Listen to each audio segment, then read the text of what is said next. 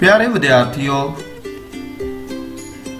अज मैं तुहाडे लई लैके आया हाँ 10वीं जमात दी समाजिक विज्ञान दे इतिहास भाग दे तीसरे लैसन श्री गुरु नानक देव जी अते उन्हां दीआं सिक्ख्यावां दा भाग 3 लैके। बच्चों, ये एक खास अते अनुकूल समा सी जदों ये फरिश्ता धरती उपर जन्म लैंदा है। इस समय पंजाब दी ते खास करके जे असी भारत दी गल करिए तां स्थिति बहुत खराब सी। उस समय दिल्ली उपर लोधियां दा राज सी। वो सारे गद्दी लई आपस विच लड़ पिड़ रहे सन। शासक नूं प्रजा दे नाल कोई मतलब नहीं सी। शासक भी लोकां दे नाल धक्का कर रहा सी। लोग भी आपस विच जातां पातां दे नां ते लड़ रहे सन। सो इस समय जदों कि रब दी लोड़ इंसान नूं सब तो ज़्यादा हुंदी है, गुरु साहब एक फरिश्ते दे रूप विच इस समाज दे विचों जिन्ने भी कोड़ लगे हुए सन उन्हां नूं ठीक करन लई, उन्हां नूं दूर करन लई अवतार धारदे हन। अते उन्हां दी माता, उन्हां दे पिता उन्हां दे जन्म ते बहुत खुश हुंदे हन। उन्हां दी एक भैन है जिस दा नां नानकी है। उस बच्ची दे नां तो आप दा नां नानक रखिया जांदा है। जदों यह बच्चा वड्डा हुंदा है तां यह बच्चा आम बच्चों वर्गा नहीं है।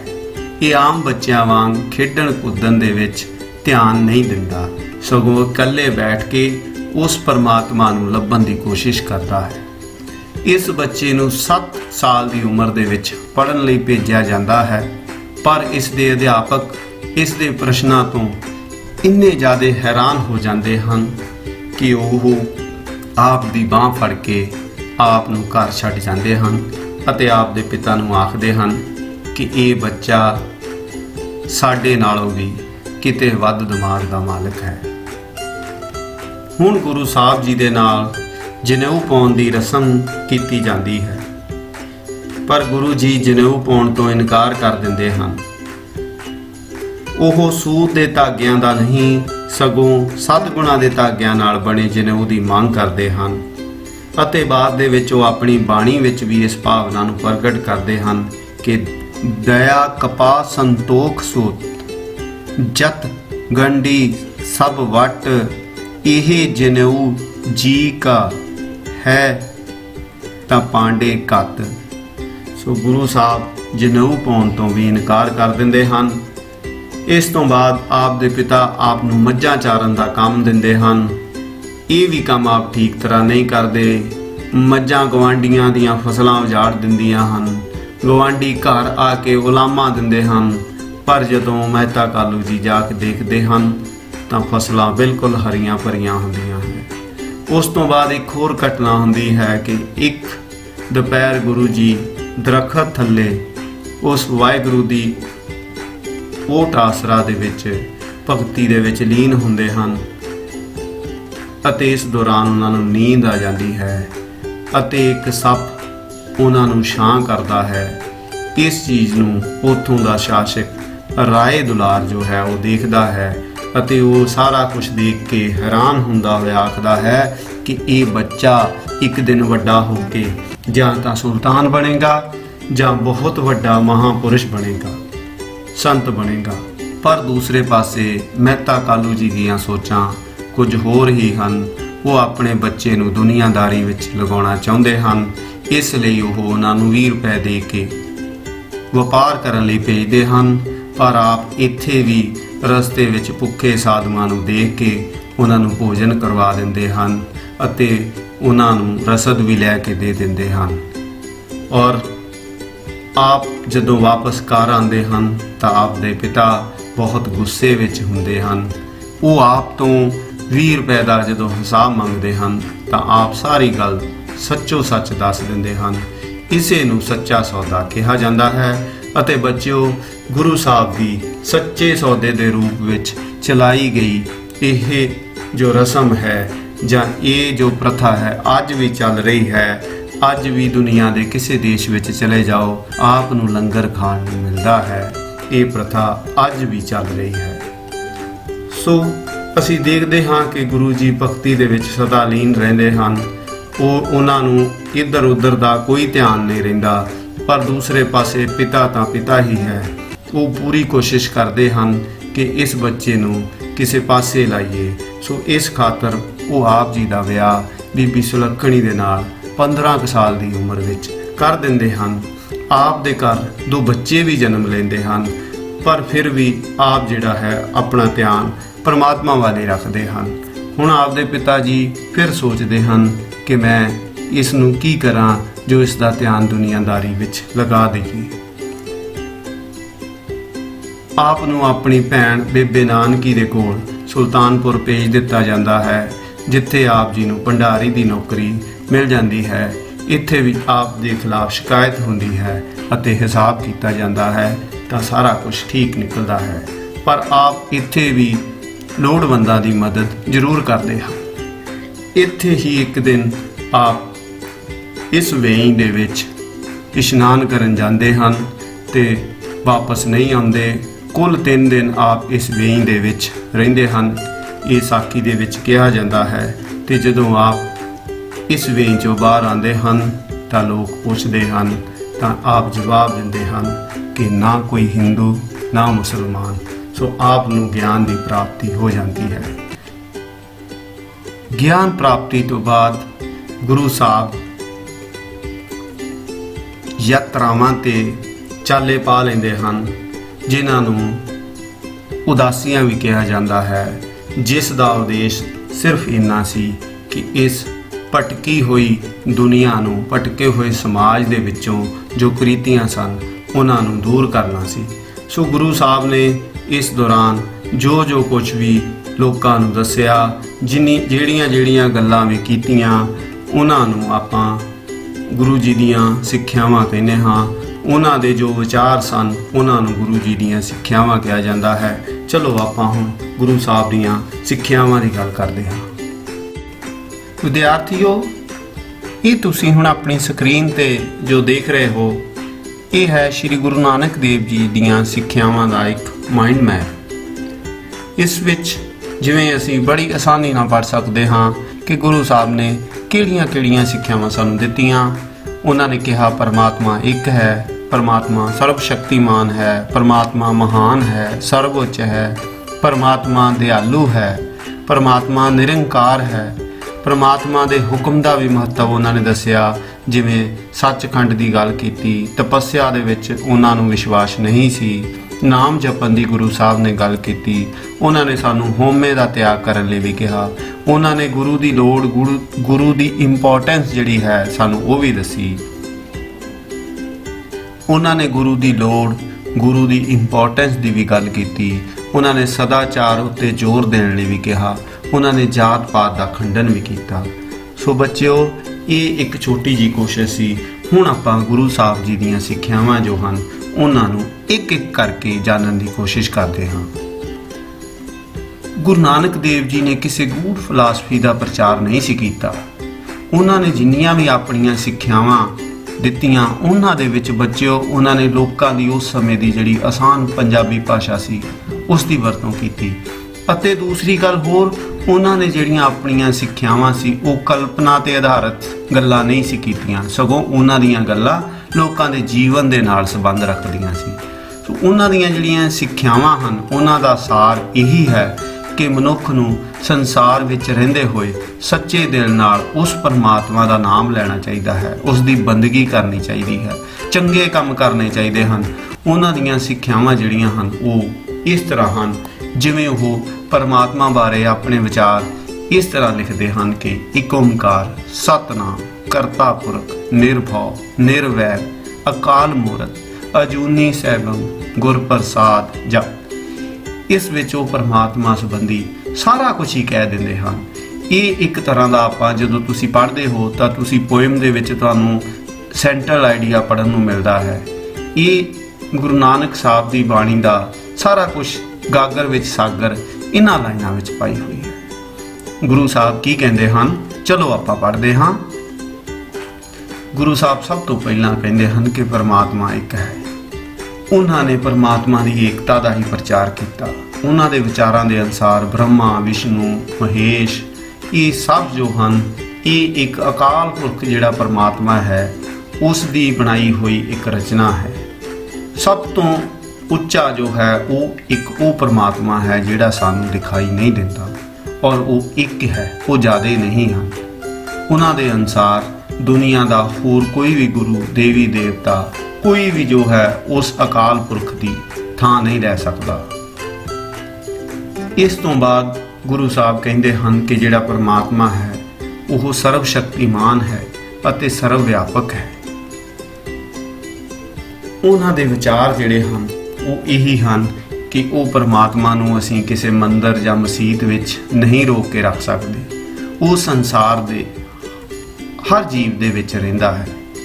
ਸੋ ਗੁਰੂ ਜੀ ਦੇ ਮਤ ਅਨੁਸਾਰ ਜਿਹੜਾ ਪਰਮਾਤਮਾ ਹੈ ਉਹ ਨਿਰਗੁਣ ਵੀ ਹੈ, ਉਹ ਸਰਗੁਣ ਵੀ ਹੈ। ਅਗਲੀ ਸਿੱਖਿਆ ਦੇ ਵਿੱਚ ਗੁਰੂ ਸਾਹਿਬ ਕਹਿੰਦੇ ਹਨ ਕਿ ਜਿਹੜਾ ਪਰਮਾਤਮਾ ਹੈ ਉਹ ਮਹਾਨ ਹੈ, ਉਹ ਸਰਵਉੱਚ ਹੈ। ਗੁਰੂ ਜੀ ਦੇ ਅਨੁਸਾਰ ਪਰਮਾਤਮਾ ਜਿਹੜਾ ਹੈ ਉਹ ਮਹਾਨ ਤੇ ਸਰਵਉੱਚ ਹੈ। ਉਸ ਦੀ ਮਹਾਨਤਾ ਤੇ ਸਰਵ ਉੱਚਤਾ ਨੂੰ ਬਿਆਨ ਕਰਨਾ ਕਿਸੇ ਵੀ ਮਨੁੱਖ ਲਈ ਸੰਭਵ ਨਹੀਂ ਹੈ। ਬੇਅੰਤ ਲੋਕਾਂ ਨੇ ਪਰਮਾਤਮਾ ਦੀ ਮਹਾਨਤਾ ਤੇ ਸਰਵ ਉੱਚਤਾ ਤੇ ਗੀਤ ਗਾਏ ਹਨ। ਹਜ਼ਾਰਾਂ ਹੀ ਪੁਸਤਕਾਂ ਇਸ ਸੰਸਾਰ ਵਿੱਚ ਇਸ ਤਰ੍ਹਾਂ ਦੀਆਂ ਹਨ ਜਿਨ੍ਹਾਂ ਵਿੱਚ ਪਰਮਾਤਮਾ ਦੀ ਮਹਾਨਤਾ ਅਤੇ ਸਰਵ ਉੱਚਤਾ ਦਾ ਜ਼ਿਕਰ ਤੱਕ ਕੀਤਾ ਹੋਇਆ ਹੈ, ਪਰ ਫਿਰ ਵੀ ਉਸ ਦੀ ਮਹਾਨਤਾ ਅਤੇ ਸਰਵ ਉੱਚਤਾ ਦਾ ਪੂਰਾ ਵਰਣਨ ਅੱਜ ਤੱਕ ਨਹੀਂ ਕੀਤਾ ਜਾ ਸਕਿਆ। ਉਹ ਕੇਵਲ ਆਪਣੀ ਵਾਸਤਵਿਕ ਮਹਾਨਤਾ ਆਪ ਹੀ ਜਾਣਦਾ ਹੈ। ਕੋਈ ਦੂਸਰਾ ਉਸ ਦੀ ਮਹਾਨਤਾ ਨੂੰ ਪਤਾ ਨਹੀਂ ਕਰ ਸਕਦਾ, ਕਿਉਂਕਿ ਉਹ ਸਰਵਉੱਚ ਹੈ, ਉਹ ਸਭ ਤੋਂ ਉੱਚਾ ਹੈ, ਉਹ ਸਭ ਤੋਂ ਮਹਾਨ ਹੈ। ਇਸ ਤੋਂ ਬਾਅਦ ਗੁਰੂ ਸਾਹਿਬ ਕਹਿੰਦੇ ਹਨ ਕਿ ਪਰਮਾਤਮਾ ਨਿਰੰਕਾਰ ਹੈ। ਕਹਿਣ ਦਾ ਭਾਵ ਕਿ ਉਸ ਪਰਮਾਤਮਾ ਦਾ ਕੋਈ ਰੰਗ, ਕੋਈ ਰੂਪ ਨਹੀਂ ਹੈ, ਇਸ ਲਈ ਉਸ ਦੀ ਮੂਰਤੀ ਬਣਾ ਕੇ ਉਸ ਦੀ ਪੂਜਾ ਨਹੀਂ ਕੀਤੀ ਜਾ ਸਕਦੀ। ਇਸ ਤੋਂ ਬਾਅਦ ਗੁਰੂ ਸਾਹਿਬ ਕਹਿੰਦੇ ਹਨ ਕਿ ਪਰਮਾਤਮਾ ਦਿਆਲੂ ਵੀ ਹੈ। ਉਹ ਆਪਣੇ ਲੋਕਾਂ ਦੀ ਦੇਖਭਾਲ ਨਹੀਂ ਕਰਦਾ, ਸਗੋਂ ਉਹਨਾਂ ਨੂੰ ਜੀਵਨ ਦੀਆਂ ਜ਼ਰੂਰੀ ਵਸਤਾਂ ਵੀ ਪ੍ਰਦਾਨ ਕਰਦਾ ਹੈ। ਆਪ ਜੀ ਦਾ ਮਤ ਸੀ ਕਿ ਸਾਨੂੰ ਜੋ ਵੀ ਕੁਝ ਮਿਲ ਰਿਹਾ ਹੈ ਇਹ ਉਸੇ ਗੁਰੂ ਜਾਂ ਉਸੇ ਅਕਾਲ ਪੁਰਖ ਦੀ ਕਿਰਪਾ ਦੇ ਨਾਲ ਮਿਲ ਰਿਹਾ ਹੈ। ਇਸ ਤੋਂ ਬਾਅਦ ਗੁਰੂ ਜੀ ਪਰਮਾਤਮਾ ਦੇ ਹੁਕਮ ਦਾ ਵੀ ਮਹੱਤਵ ਦੱਸਦੇ ਹੋਏ ਆਖਦੇ ਹਨ ਕਿ ਪਰਮਾਤਮਾ ਦੀ ਜਿਹੜੀ ਸ੍ਰਿਸ਼ਟੀ ਬਣਾਈ ਹੋਈ ਹੈ ਉਸ ਦੇ ਹੁਕਮ ਅਨੁਸਾਰ ਸਭ ਕੁਝ ਹੋ ਰਿਹਾ ਹੈ। ਸਾਨੂੰ ਉਸ ਦੇ ਭਾਣੇ ਨੂੰ ਮਿੱਠਾ ਕਰਕੇ ਮੰਨਣਾ ਚਾਹੀਦਾ ਹੈ। ਉਹ ਜਪਜੀ ਸਾਹਿਬ ਵਿੱਚ ਲਿਖਦੇ ਹਨ ਕਿ ਜਿਹੜਾ ਮਨੁੱਖ ਪਰਮਾਤਮਾ ਦੇ ਹੁਕਮ ਨੂੰ ਮੰਨਦਾ ਹੈ ਉਹ ਪੂਰੀ ਤਰ੍ਹਾਂ ਉਸ ਵਿੱਚ ਲੀਨ ਹੋ ਜਾਂਦਾ ਹੈ। ਇਸ ਤੋਂ ਬਾਅਦ ਉਹ ਨਾਮ ਜਪਣ ਬਾਰੇ ਕਹਿੰਦੇ ਹਨ ਕਿ ਸਾਨੂੰ ਨਾਮ ਜਪਣਾ ਚਾਹੀਦਾ ਹੈ। ਉਹਨਾਂ ਨੇ ਨਾਮ ਜਪਣ ਉੱਪਰ ਬਹੁਤ ਜ਼ੋਰ ਦਿੱਤਾ। ਉਹਨਾਂ ਦੇ ਅਨੁਸਾਰ ਨਾਮ ਜਪਣ ਦੇ ਨਾਲ ਮਨੁੱਖ ਦਾ ਮਨ ਪਵਿੱਤਰ ਹੋ ਜਾਂਦਾ ਹੈ ਅਤੇ ਉਸ ਨੂੰ ਪਰਮਾਤਮਾ ਦੀ ਪ੍ਰਾਪਤੀ ਹੋ ਜਾਂਦੀ ਹੈ। ਉਹਨਾਂ ਅਨੁਸਾਰ ਜਿਵੇਂ ਸਰੀਰ ਅਤੇ ਕੱਪੜੇ ਦੀ ਮੈਲ ਉਤਾਰਨ ਲਈ ਪਾਣੀ ਅਤੇ ਸਾਬਣ ਦੀ ਲੋੜ ਹੁੰਦੀ ਹੈ, ਉਸੇ ਤਰ੍ਹਾਂ ਮਨ ਦੀ ਮੈਲ ਉਤਾਰਨ ਦੇ ਲਈ ਨਾਮ ਦੀ ਲੋੜ ਹੁੰਦੀ ਹੈ। ਨਾਮ ਹੀ ਸਮਾਜ ਦੇ ਦੁੱਖਾਂ ਦਾ ਇਲਾਜ ਹੈ। ਇਸ ਤੋਂ ਬਾਅਦ ਗੁਰੂ ਸਾਹਿਬ ਆਤਮ ਸਮਰਪਣ ਜਾਂ ਹਉਮੈ ਤਿਆਗ ਬਾਰੇ ਆਖਦੇ ਹਨ ਕਿ ਪਰਮਾਤਮਾ ਦੀ ਮਿਹਰ ਅਤੇ ਦਇਆ ਪ੍ਰਾਪਤ ਕਰਨ ਲਈ ਸਾਨੂੰ ਤਿਆਗ ਅਤੇ ਆਤਮ ਸਮਰਪਣ ਕਰਨਾ ਬਹੁਤ ਹੀ ਜ਼ਰੂਰੀ ਹੈ। ਉਹ ਕਹਿੰਦੇ ਹਨ ਕਿ ਆਪ ਗਵਾਈਏ ਤਾਂ ਸੋ ਪਾਈਏ। ਸੋ ਜਿਹੜੇ ਵੀ ਲੋਕ ਆਤਮ ਸਮਰਪਣ ਜਾਂ ਹਉਮੈ ਦਾ ਤਿਆਗ ਨਹੀਂ ਕਰਦੇ, ਪਰਮਾਤਮਾ ਦੀ ਦਇਆ ਦ੍ਰਿਸ਼ਟੀ ਉਹਨਾਂ ਤੇ ਨਹੀਂ ਹੁੰਦੀ। ਸੋ ਪਰਮਾਤਮਾ ਨੂੰ ਪਾਉਣ ਲਈ ਸਾਨੂੰ ਆਤਮ ਸਮਰਪਣ ਕਰਨਾ ਪੈਂਦਾ ਹੈ, ਸਾਨੂੰ ਆਪਣੀ ਹਉਮੈ ਨੂੰ ਛੱਡਣਾ ਪੈਂਦਾ ਹੈ। ਇਸ ਤੋਂ ਬਾਅਦ ਗੁਰੂ ਸਾਹਿਬ ਗੁਰੂ ਦੀ ਲੋੜ ਬਾਰੇ ਆਪਣੇ ਵਿਚਾਰ ਦਿੰਦੇ ਹੋਏ ਆਖਦੇ ਹਨ ਕਿ ਪਰਮਾਤਮਾ ਨੂੰ ਗੁਰੂ ਤੋਂ ਬਿਨਾਂ ਪਾਇਆ ਨਹੀਂ ਜਾ ਸਕਦਾ। ਗੁਰੂ ਤੋਂ ਬਿਨਾਂ ਕੁੱਪ ਹਨੇਰਾ ਹੈ। ਗੁਰੂ ਇੱਕ ਬੇੜੀ ਦੇ ਸਮਾਨ ਹੁੰਦਾ ਹੈ ਜਿਸ ਰਾਹੀਂ ਬੰਦਾ ਆਪਣੀ ਮੰਜ਼ਿਲ ਤੇ ਪੁੱਜ ਸਕਦਾ ਹੈ। ਸੋ ਬਿਲਕੁਲ ਠੀਕ ਗੱਲ ਹੈ ਕਿ ਗੁਰੂ ਤੋਂ ਬਿਨਾਂ ਵਾਹਿਗੁਰੂ ਨੂੰ, ਅਕਾਲ ਪੁਰਖ ਨੂੰ ਪਾਇਆ ਨਹੀਂ ਜਾ ਸਕਦਾ। ਇਸ ਤੋਂ ਬਾਅਦ ਕਰਮ ਸਿਧਾਂਤ ਵਿੱਚ ਵਿਸ਼ਵਾਸ। ਗੁਰੂ ਜੀ ਕਰਮ ਸਿਧਾਂਤ ਵਿੱਚ ਵੀ ਵਿਸ਼ਵਾਸ ਰੱਖਦੇ ਸਨ।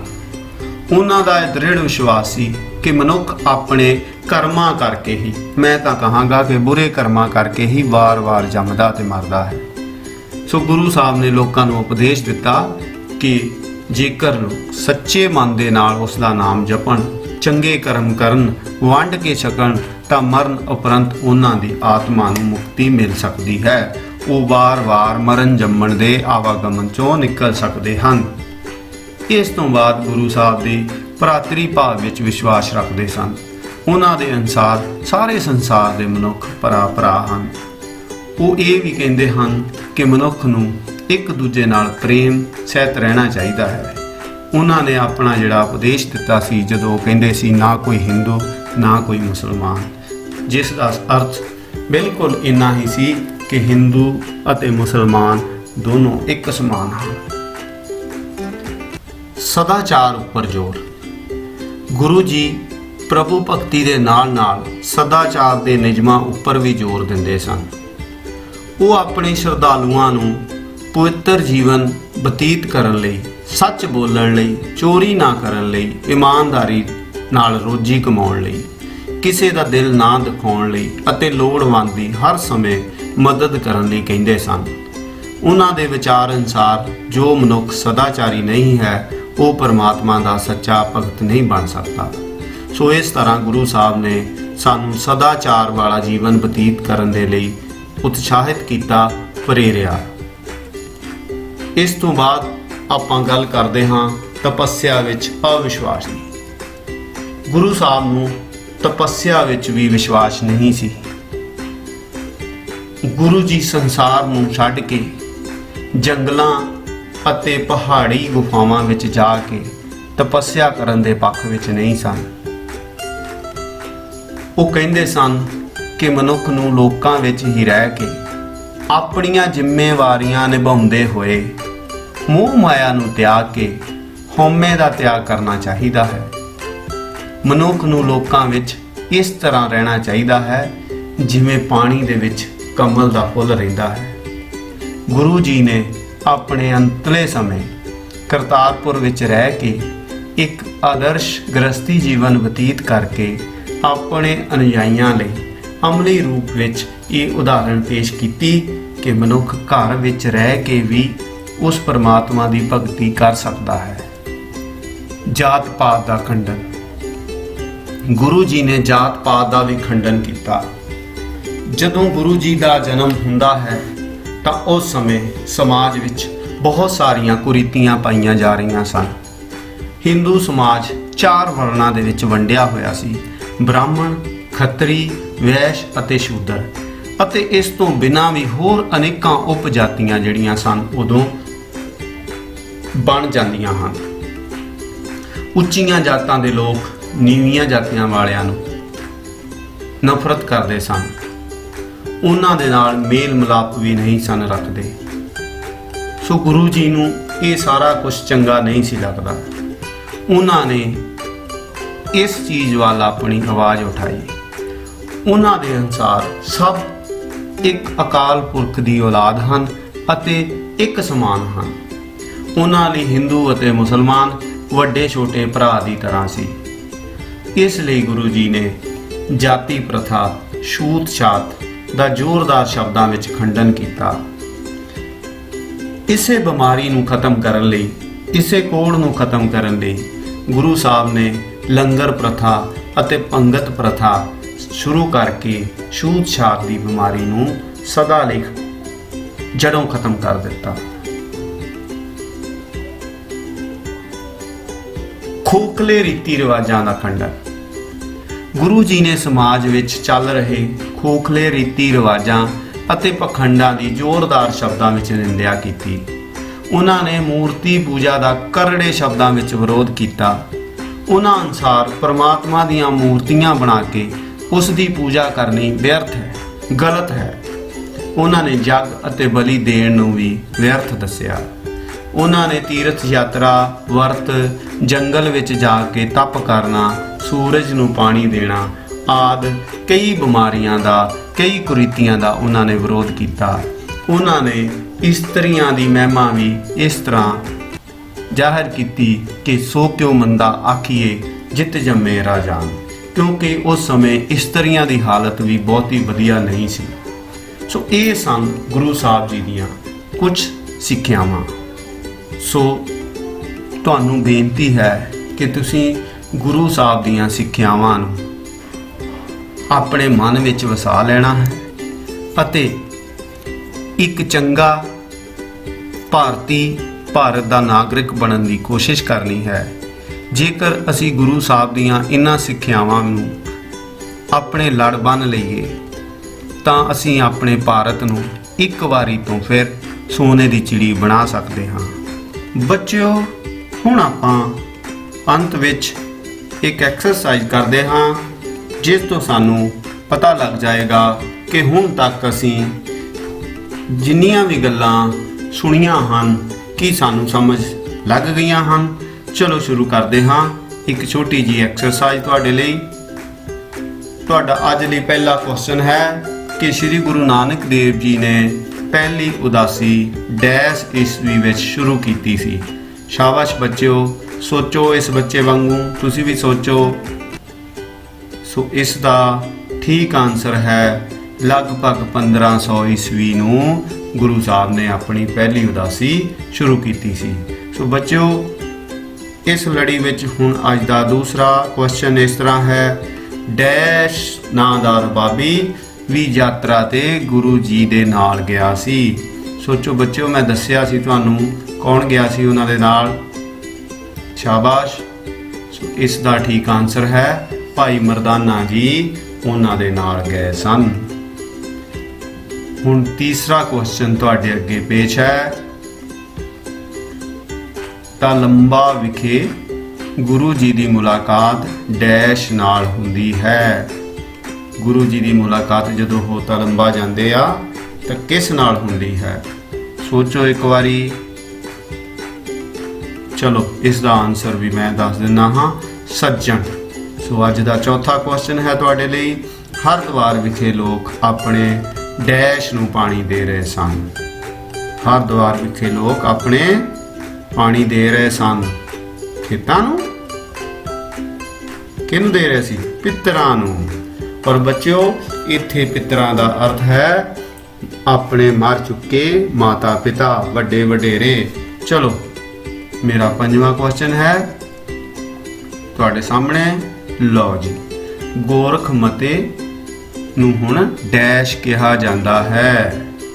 ਗੋਰਖ ਮਤੇ ਨੂੰ ਹੁਣ ਆਪਾਂ ਕੀ ਕਹਿੰਦੇ ਹਾਂ? ਸੋਚ ਕੇ ਦੇਖੋ ਮੈਡਮ ਜੀ ਤੁਸੀਂ ਵੀ। ਸ਼ਾਬਾਸ਼। ਗੋਰਖ ਮਤੇ ਨੂੰ ਅਸੀਂ ਹੁਣ ਨਾਨਕ ਮਤਾ ਆਖਦੇ ਹਾਂ। ਚਲੋ ਅਗਲਾ ਸਵਾਲ ਅਸੀਂ ਦੇਖਦੇ ਹਾਂ। ਕਾਮਰੂਪ ਵਿਖੇ ਗੁਰੂ ਜੀ ਦੀ ਮੁਲਾਕਾਤ ਡੈਸ਼ ਨਾਲ ਹੁੰਦੀ ਹੈ। ਬੱਚੋ, ਜਦੋਂ ਗੁਰੂ ਜੀ ਕਾਮਰੂਪ ਜਾਂਦੇ ਆ ਆਸਾਮ ਲੰਘ ਕੇ ਤਾਂ ਉਹਨਾਂ ਦੀ ਮੁਲਾਕਾਤ ਕਿਸੇ ਜਾਦੂਗਰਨੀ ਨਾਲ ਹੁੰਦੀ ਹੈ। ਦੇਖੀਏ ਆਨਸਰ ਬਿਲਕੁਲ ਠੀਕ, ਨੂਰ ਜਹਾਂ ਜਾਦੂਗਰਨੀ। ਉਹ ਜਾਦੂਗਰਨੀ ਸੀ, ਉਸ ਦੇ ਨਾਲ ਗੁਰੂ ਸਾਹਿਬ ਦੀ ਮੁਲਾਕਾਤ ਹੁੰਦੀ ਹੈ ਤੇ ਗੁਰੂ ਸਾਹਿਬ ਉਸ ਨੂੰ ਵੀ ਸੱਚੀ ਸੁੰਦਰਤਾ ਅਤੇ ਉੱਚੇ ਚਰਿੱਤਰ ਦਾ ਉਪਦੇਸ਼ ਦਿੰਦੇ ਹਨ। ਚਲੋ ਸਾਡਾ ਅਗਲਾ ਸਵਾਲ ਦੇਖਦੇ ਹਾਂ ਅਸੀਂ। ਦੂਸਰੀ ਉਦਾਸੀ ਦੀ ਸ਼ੁਰੂਆਤ ਡੈਸ਼ ਨੂੰ ਹੁੰਦੀ ਹੈ। ਹੁਣ ਪਹਿਲੀ ਉਦਾਸੀ ਤੋਂ ਬਾਅਦ ਜਦੋਂ ਉਹ ਘਰ ਆ ਜਾਂਦੇ ਹਨ ਤਾਂ ਉਸ ਤੋਂ ਬਾਅਦ ਫਿਰ ਉਹ ਦੂਸਰੀ ਉਦਾਸੀ ਲਈ ਜਾਂਦੇ ਹਨ। ਉਸ ਦੀ ਸ਼ੁਰੂਆਤ ਕਦੋਂ ਹੁੰਦੀ ਹੈ? ਚਲੋ ਬੱਚਿਓ ਦੇਖਦੇ ਹਾਂ। ਸਾਡੇ ਮੈਡਮ ਜੀ ਤਾਂ ਸੋਚ ਰਹੇ ਹਨ, ਤੁਸੀਂ ਵੀ ਸੋਚ ਰਹੇ ਹੋਵੋਗੇ। ਸ਼ਾਬਾਸ਼। ਇਸ ਦਾ ਠੀਕ ਆਨਸਰ ਹੈ 1517 ਈਸਵੀ ਨੂੰ ਦੂਸਰੀ ਉਦਾਸੀ ਲਈ ਗੁਰੂ ਸਾਹਿਬ ਜੋ ਹਨ ਉਹ ਘਰੋਂ ਨਿਕਲਦੇ ਹਨ। ਇਸ ਤੋਂ ਬਾਅਦ ਅਸੀਂ ਦੇਖਦੇ ਹਾਂ ਇੱਕ ਛੋਟਾ ਜਿਹਾ ਅਸੀਂ ਕੁਇਜ਼ ਵੀ ਖੇਡ ਕੇ ਦੇਖਦੇ ਹਾਂ। ਸੋ ਤੁਹਾਡੇ ਲਈ ਅੱਜ ਦਾ ਪਹਿਲਾ ਕੁਐਸਚਨ ਹੈ, ਸ੍ਰੀ ਗੁਰੂ ਨਾਨਕ ਦੇਵ ਜੀ ਕਿਸ ਸਥਾਨ ਤੇ ਸੂਰਜ ਵੱਲ ਨੂੰ ਪਿੱਠ ਕਰਕੇ ਪਾਣੀ ਦੇਣਾ ਸ਼ੁਰੂ ਕਰ ਦਿੰਦੇ ਹਨ? Your options are Kurukshetra, Haridwar, Kamrup ਜਾਂ ਜਗਨਨਾਥਪੁਰੀ। ਸੋ ਬੱਚਿਓ ਸੋਚੋ। ਦੇਖ ਲਓ ਦੋ ਬੱਚੇ ਤੁਹਾਡੇ ਨਾਲ ਹੋਰ ਸੋਚਣ ਲੱਗ ਪਏ ਹਨ। ਤੁਸੀਂ ਵੀ ਸ਼ਾਬਾਸ਼ ਸੋਚੋ। ਸੋ ਇਸ ਦਾ ਠੀਕ ਆਨਸਰ ਹੈ ਹਰਿਦੁਆਰ ਵਿਖੇ ਜੋ ਲੋਕ ਸਨ ਉਹ ਆਪਣੇ ਪਿੱਤਰਾਂ ਨੂੰ ਪਾਣੀ ਦੇ ਰਹੇ ਸਨ ਤਾਂ ਗੁਰੂ ਜੀ ਨੇ ਪਿੱਠ ਕਰਕੇ ਪਾਣੀ ਦੇਣਾ ਸ਼ੁਰੂ ਕਰਤਾ। ਤਾਂ ਲੋਕਾਂ ਨੇ ਪੁੱਛਿਆ ਇਹ ਤੁਸੀਂ ਕੀ ਕਰ ਰਹੇ ਹੋ? ਤਾਂ ਗੁਰੂ ਜੀ ਨੇ ਕਿਹਾ ਕਿ ਮੈਂ ਆਪਣੇ ਪਿੰਡ ਆਪਣੇ ਖੇਤਾਂ ਨੂੰ ਪਾਣੀ ਦੇ ਰਿਹਾ ਹਾਂ। ਤਾਂ ਲੋਕ ਹੱਸਣ ਲੱਗ ਪਏ। ਲੋਕ ਕਹਿਣ ਲੱਗ ਪਏ ਅਜੀਬ ਗੱਲ ਹੈ, ਇਹ ਪਾਣੀ ਤੇਰੇ ਪਿੰਡ ਕਿਵੇਂ ਪਹੁੰਚ ਸਕਦਾ ਹੈ? ਤਾਂ ਗੁਰੂ ਜੀ ਨੇ ਜਵਾਬ ਦਿੱਤਾ ਕਿ ਜੇ ਇਹ ਪਾਣੀ ਕੁਝ ਹਜ਼ਾਰ ਮੀਲ ਜਾਂ ਕੁਝ ਸੈਂਕੜੇ ਮੀਲ ਮੇਰੇ ਪਿੰਡ ਨਹੀਂ ਜਾ ਸਕਦਾ ਤਾਂ ਕਰੋੜਾਂ ਮੀਲ ਤੁਹਾਡੇ ਪਿੱਤਰਾਂ ਕੋਲ ਕਿਵੇਂ ਜਾ ਸਕਦਾ ਹੈ। ਸੋ ਉੱਥੇ ਗੁਰੂ ਜੀ ਨੇ ਲੋਕਾਂ ਦੇ ਵਿੱਚ ਇਸ ਅੰਧ ਵਿਸ਼ਵਾਸ ਦੇ ਉਹਨਾਂ ਨੂੰ ਪੰਡਿਆ, ਉਹਨਾਂ ਨੂੰ ਕਿਹਾ ਕਿ ਇਹ ਤੁਸੀਂ ਗਲਤ ਕਰ ਰਹੇ ਹੋ। ਅਗਲਾ ਕੁਐਸਚਨ ਦੇਖਦੇ ਹਾਂ। ਆਜੋ ਚਲੋ ਜੀ, ਆ ਗਿਆ। ਸ਼੍ਰੀ ਗੁਰੂ ਨਾਨਕ ਦੇਵ ਜੀ ਕਿਸ ਸਥਾਨ ਤੇ ਲਾਲੋ ਨਾਮਕ ਤਰਖਾਣ ਦੇ ਨਾਲ ਉਹਨਾਂ ਦੀ ਮੁਲਾਕਾਤ ਹੁੰਦੀ ਹੈ? ਕਿਹੜੇ ਥਾਂ ਹੁੰਦੀ ਹੈ ਜੀ? ਚਲੋ ਜੀ, ਤੋਲੰਬਾ ਸ਼ਾਇਦ ਇੱਥੇ ਹੀ ਹੁੰਦੀ ਹੈ। ਚਲੋ ਦੇਖਦੇ ਹਾਂ ਕਿ ਅਹਿਮਦਾਬਾਦ ਸ਼ਾਇਦ ਇੱਥੇ ਵੀ ਹੁੰਦੀ ਹੈ, ਕਾਮਰੂਪ ਤੇ ਚੌਥੀ ਆਪਸ਼ਨ ਹੈ ਗੋਰਖਮਤੇ। ਸੋ ਇਹਨਾਂ ਚਾਰਾਂ ਵਿੱਚੋਂ ਕਿਤੇ ਉਹਨਾਂ ਦੀ ਮੁਲਾਕਾਤ ਲਾਲੋ ਨਾਮਕ ਤਰਖਾਣ ਨਾਲ ਹੁੰਦੀ ਹੈ, ਜਿਸ ਦੇ ਘਰ ਠਹਿਰ ਕੇ ਉਹ ਖਾਣਾ ਖਾਂਦੇ ਹਨ।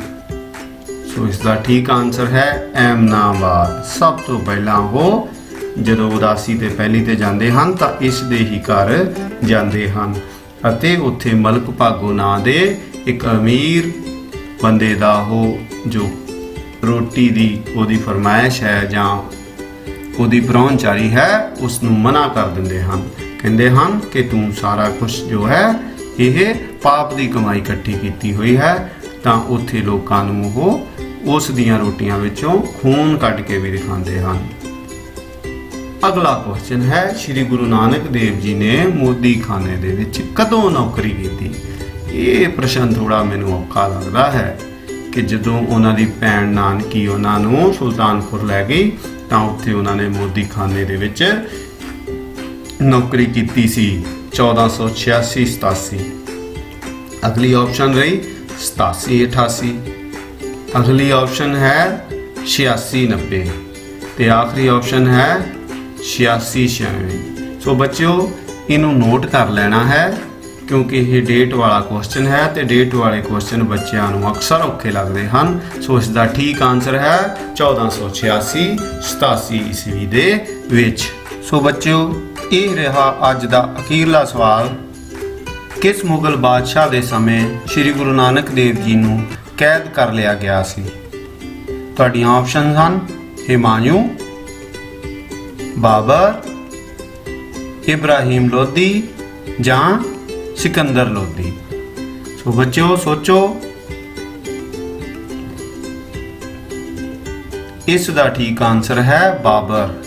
ਬਾਬਰ ਜੋ ਸੀ ਉਹ ਪਹਿਲਾ ਮੁਗਲ ਬਾਦਸ਼ਾਹ ਸੀ ਜਿਸ ਨੇ ਪਾਣੀਪਤ ਦੀ ਪਹਿਲੀ ਲੜਾਈ ਨੂੰ ਜਿੱਤ ਕੇ ਭਾਰਤ ਵਿੱਚ ਮੁਗਲ ਸਾਮਰਾਜ ਦਾ ਸ਼ੁਰੂਆਤ ਕੀਤੀ ਸੀ। ਸੋ ਹਿਮਾਯੂ ਉਸ ਦਾ ਬੱਚਾ ਸੀ, ਉਸ ਦਾ ਬੇਟਾ ਸੀ। ਸੋ ਬਾਬਰ ਨੇ ਗੁਰੂ ਜੀ ਨੂੰ ਕੈਦ ਕਰ ਲਿਆ ਸੀ।